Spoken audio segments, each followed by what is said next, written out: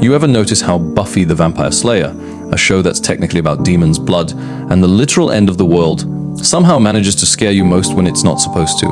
Like, it's never the big bad that keeps you up at night. It's that one weird monster that only shows up once, wrecks your sanity, and then disappears like it never existed. And that's exactly the secret no one talks about.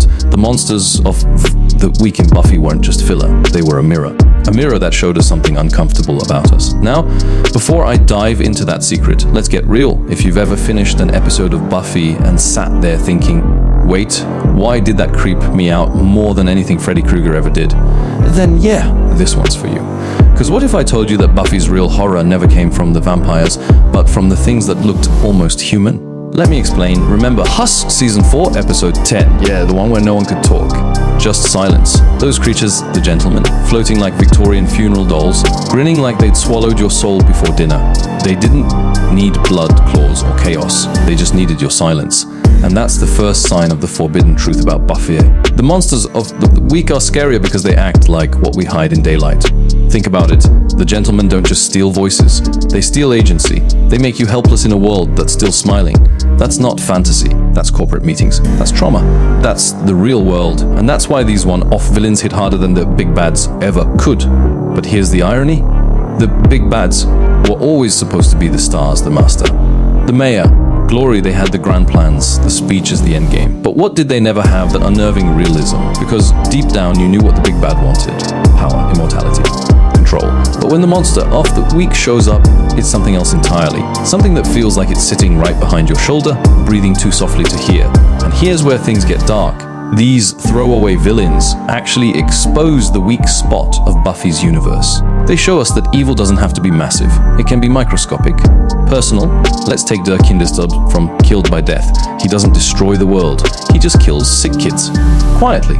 There's something deeply wrong about that. It's not spectacle, it's cruelty. And that's the trick. Buff's writers used these one-shots to explore the types of evil that Buffy can't punch. Because, be honest, how do you punch trauma? How do you slay an idea? The monsters of the week are metaphors, anxiety, grief, addiction, isolation, each wrapped in latex and special effects. You don't defeat them by strength, you survive them. But hold up, let's pause right here. Before we go further into Buffy's secret psychological layer, if you love diving deep into hidden truths behind cult classics, you have to subscribe right now. Not for me, but because every week I'm unpacking the unseen stories that shape the shows you thought you already knew. Alright, back to it. See, Buffy's big bats, they're impressive, charismatic, almost charming. The mayor, practically the dad we wish we had if your dad turned into a snake.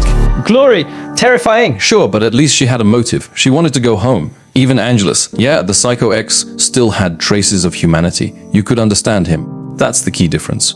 The more we understand a villain, the less they scare us. But the gentleman, Nal, the freak that peels skin off his victims while humming to himself. You can't reason with that. You can't understand that.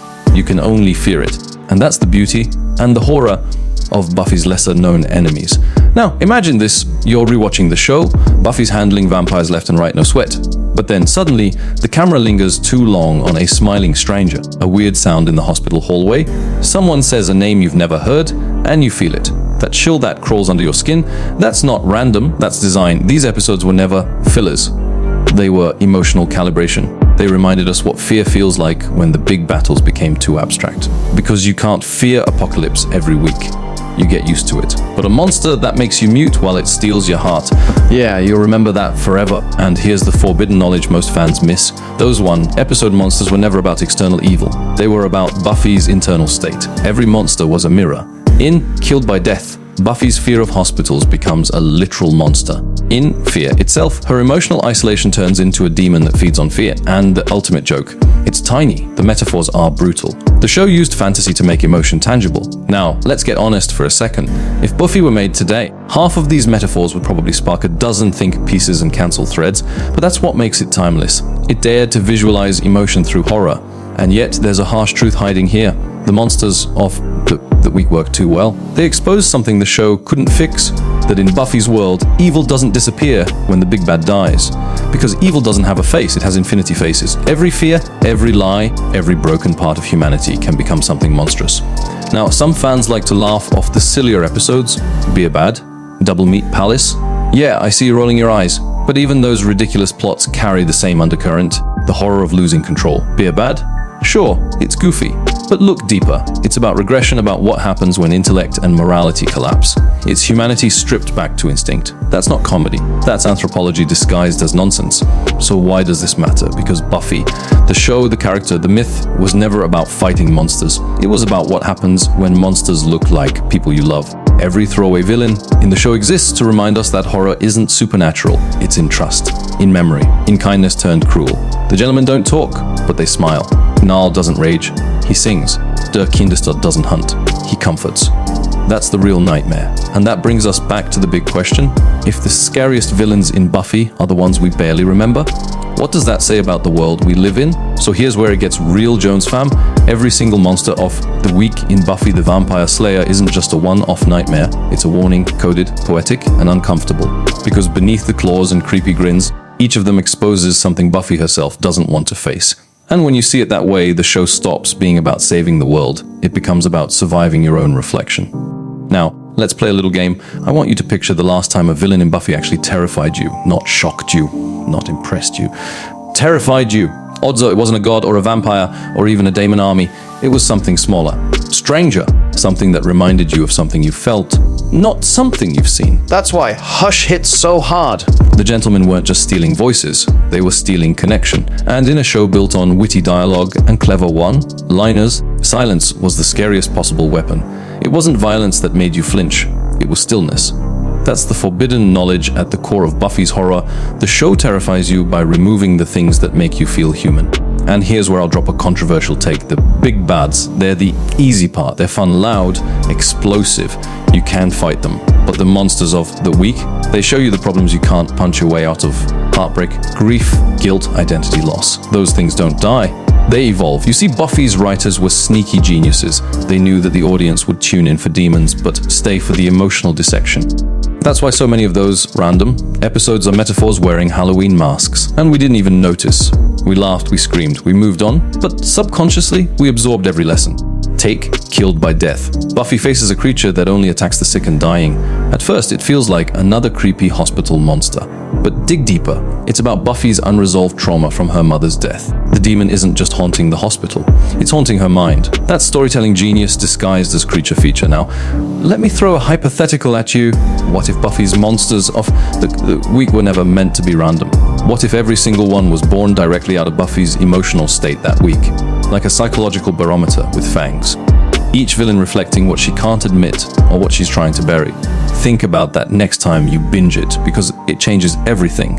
And since we're going deep, I want to know what you think. Drop it in the comments. Who do you think was the scariest Buffy villain ever? Not the strongest, not the smartest, but the one that actually messed you up inside, because I've got my pick. And it's not the Master, it's not Glory, it's not even Caleb, it's Niall. Yeah, that creepy little skin peeler who hums lullabies while you can't move. Why? Because he's the perfect metaphor for self-destruction. Slow, quiet, and methodical. You can't fight it. You can only watch it happen. See, that's what sets Buffy's world apart. In most shows, evil looks evil. But in Buffy's world, evil looks familiar. It looks kind. It smiles at you before it feeds. And that's a lesson the big bads can't teach. Now, let's get a little meta for a second. Remember when I said the sillier episodes still had meaning? Let's talk about Beerbad. Yeah, I know. The one everyone clowns on. Buffy turns into a cavewoman because of tainted beer. It sounds dumb, right? But under the goofy premise, the message is razor sharp. It's about how easy it is to devolve when you're trying to escape pain. That episode was Buffy's way of saying, you can't numb trauma without losing humanity. And that's not dumb, that's brutally honest. Here's a wild theory. The monsters of the week are the real villains of the Buffyverse. Not because they're stronger, but because they expose what the big bads hide. The big bads distract you with power and apocalypses. The monsters of the weak whisper the quiet truth evil doesn't come from hell. It comes from the human heart. That's why the scariest moments in the show are the ones that feel too close. A smile that lasts too long. A voice that shouldn't sound familiar, but does. A comforting hand that lingers when it shouldn't. Those details, the subtle ones, that's where Buffy's terror hides. And look, I'll be honest. When I first watched Buffy, I didn't get it. I thought the monster of the week episodes were filler. I skipped half of them on my first run. Then I rewatched it as an adult, and suddenly they made sense. Because as you grow, you realize that monsters don't vanish when you win. They just change shape. So here's my personal theory. Buffy's monster of the week episodes were the writer's confession. They were admitting something that no long-running fantasy show wants to say out loud. Evil isn't extraordinary. It's routine. And that's what makes it unstoppable. Now, before we close this out, let's stir the pot. Why do we, as fans, love the big bads more? Because they give us closure. They die, they explode, we move on. But the monster, off. The weak, that fear lingers. You can't escape it with a witty quip or a cool fight.